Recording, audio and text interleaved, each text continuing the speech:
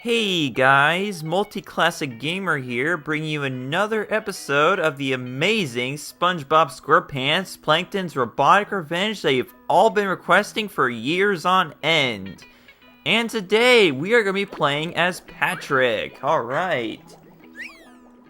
Now, my sincere apologies about, yesterday, I don't know if, I'm recording this in advance, so I don't know if the episodes are gonna be like days after each other, or like, I'm gonna follow some, base with the other, whatever the other game is that I'm LPing. I guess it's Super Mario Galaxy or whatever that stupid pile shit is.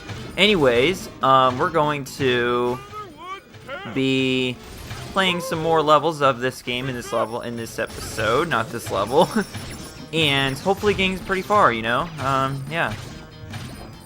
So, anyways, yeah, again, I apologize. I just, sometimes the controls are a little confusing, but that's entirely my fault. It's not the game's, it has nothing to do with the way the game is designed. It was not designed, so flawed that, that the menus, kind of are a little confusing, like how you press A to, trying to select a gun to upgrade, and instead you go to the next level without realizing that you messed up on the controls.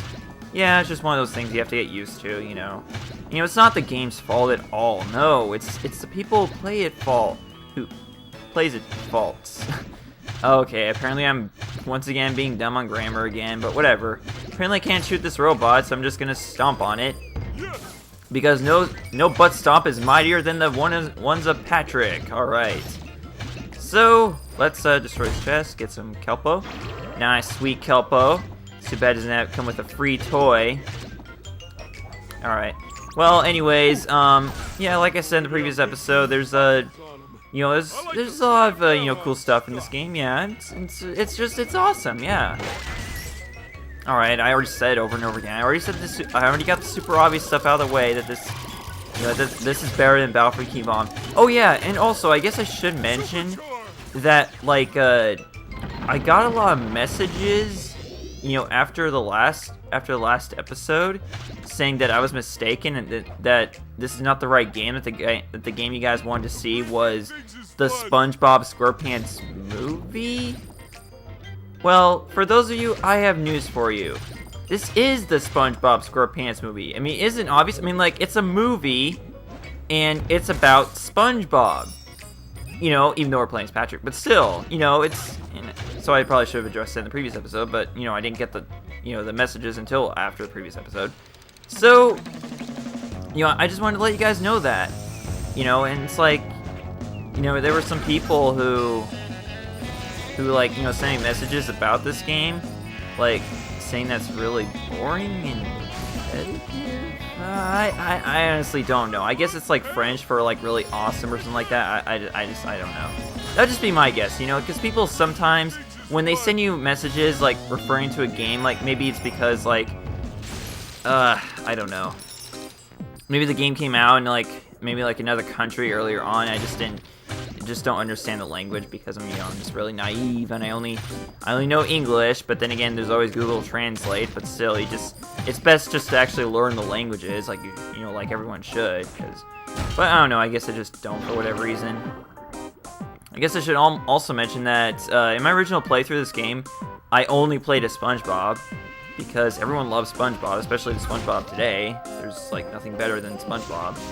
SpongeBob, blah, blah, blah. I mean, seriously, like, he's so awesome that it's, like, impossible to say his name, like, 3 times fast. Like, seriously, it is.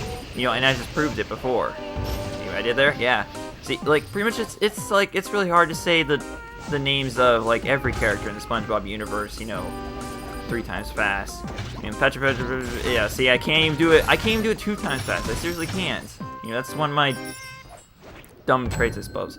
Okay, so, as you can see, we are now coming up on a station where we can change our guns.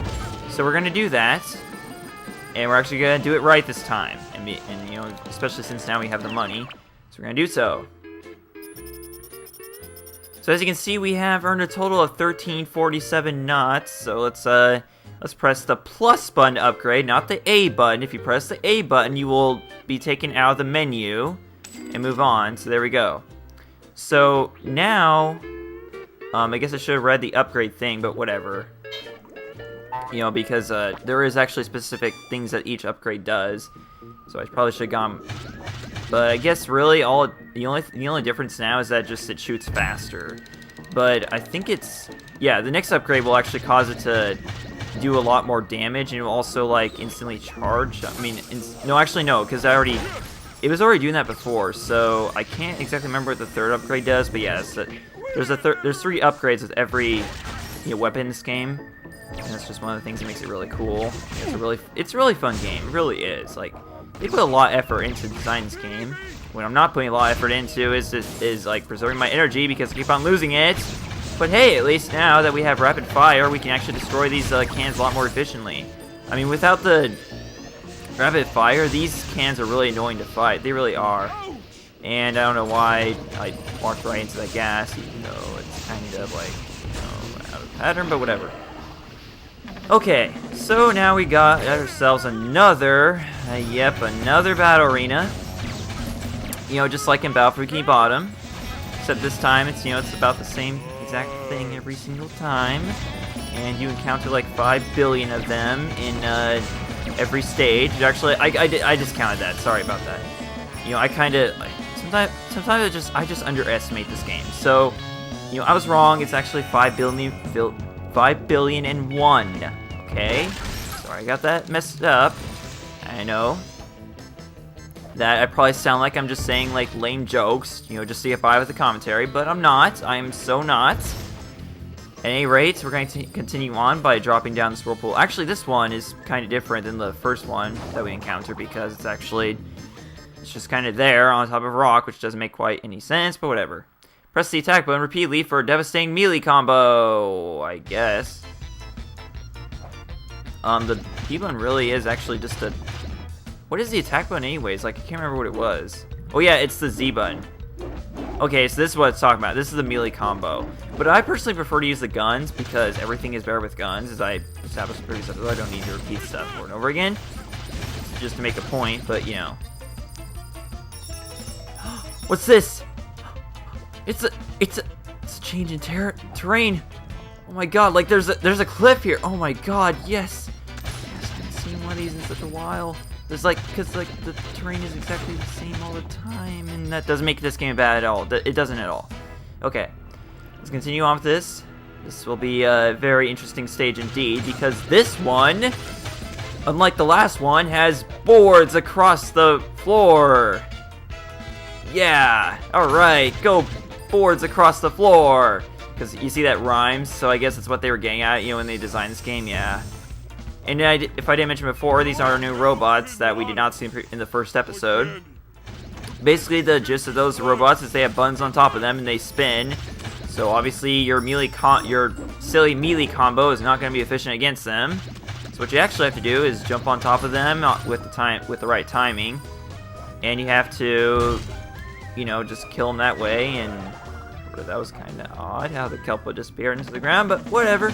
We can't complain. We can't make petty complaints about one of the greatest SpongeBob games of all time. We seriously can't. Okay. I'm totally lying. This is not one of the best SpongeBob games at all. It's in no way the best SpongeBob game at all.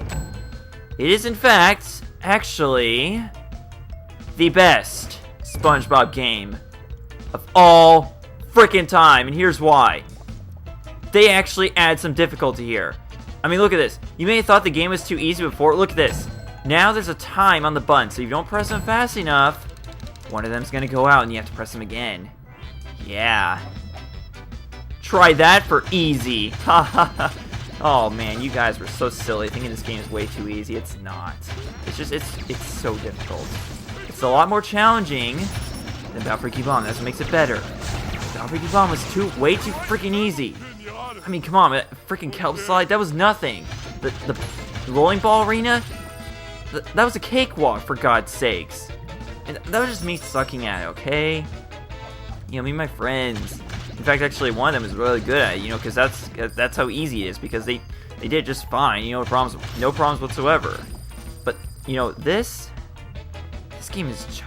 game is like so hard. it's so long and hard. I mean, really, it really is. Like, one cannot get through this in 3 hours. One cannot, unless they're an expert at this game. Okay. And now it's time to destroy these robots. Yeah!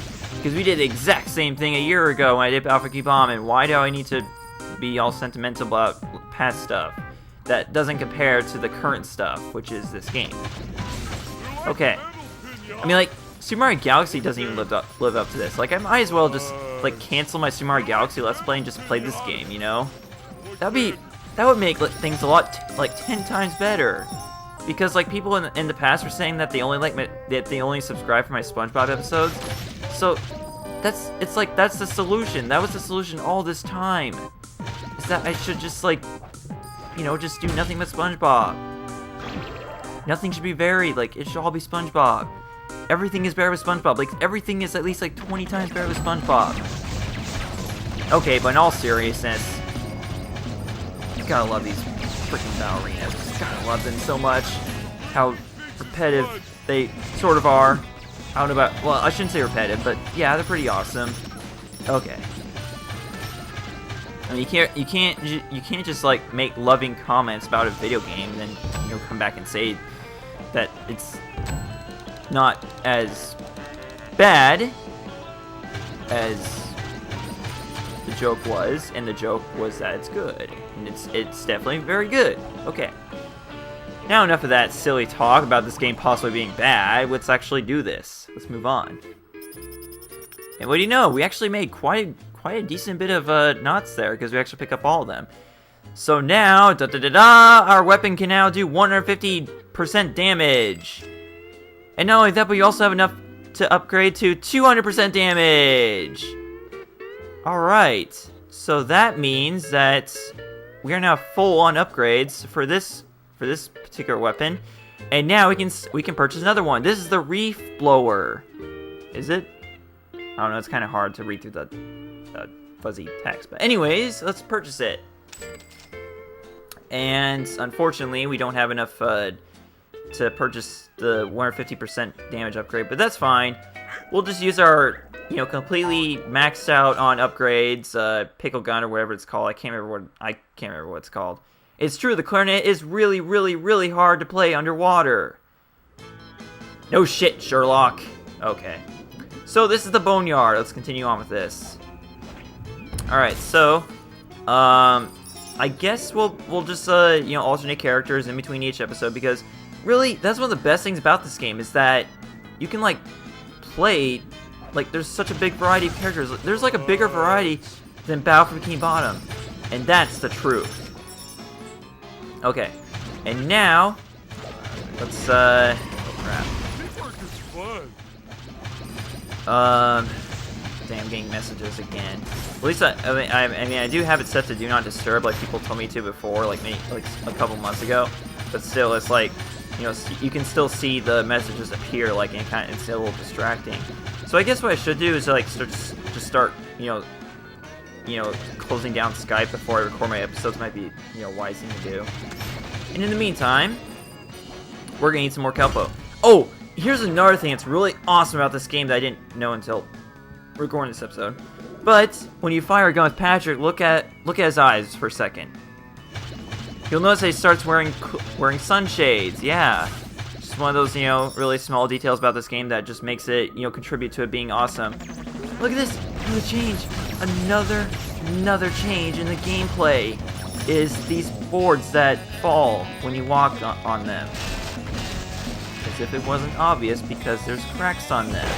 Okay, so let's actually walk on these and, like, change stuff up. Yeah, we haven't been able to do that. Anyways, let's continue on with this. Let's just walk over every board, change things up, because we have not been able to do that as of late. Kind of, you know, repetitive, but yeah, it's fine. I can deal with that. Still, this game is still awesome enough that I'll put up with that. And so, that's what everyone else should do. Duh. Okay. Now let's jump on up here with another variation in ground level. I love it very much. Alright, next thing we're gonna do is destroy his robots once again. And I think that once we take care of these... Well, anyways, let's move on. We got some more barrels. Alright, nice. Okay, so, I'm just gonna stop talking about how this game is awesome because you guys get the idea, okay? I don't need to repeat myself over and over again. But, aside from that, let's move on with this. We got Patrick, and I think the next character we'll be playing after this is Squidward. And I think Squidward is, like, a really nice character to play as, I mean, who possibly wasn't thinking, in Battle for Bikini Bomb that, something's... Okay, I'm going back again doing this, but yeah, I just felt like that's one of the characters I felt should have been played as. Like, they shouldn't have just been a minor character that you help, with quests and whatnot.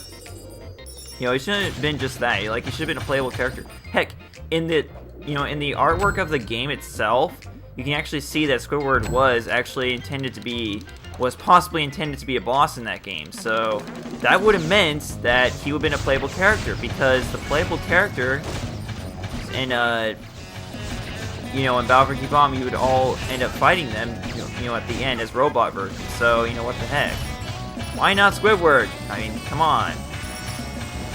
But, I guess, sometimes things are meant to be, but what is meant to be is Squidward being played as. So, finally get that in this game. Okay, so now we stop talking about the game. And just in time for that, we now have another whirlpool, which means that we're going to end off this episode because it's been fairly long if you ask me. So, I'll see you guys next time, where we will escape sticky tar traps by repeatedly jumping. Alright. I guess that's the plan for next episode, okay? See you guys then. Thanks for watching. Bye.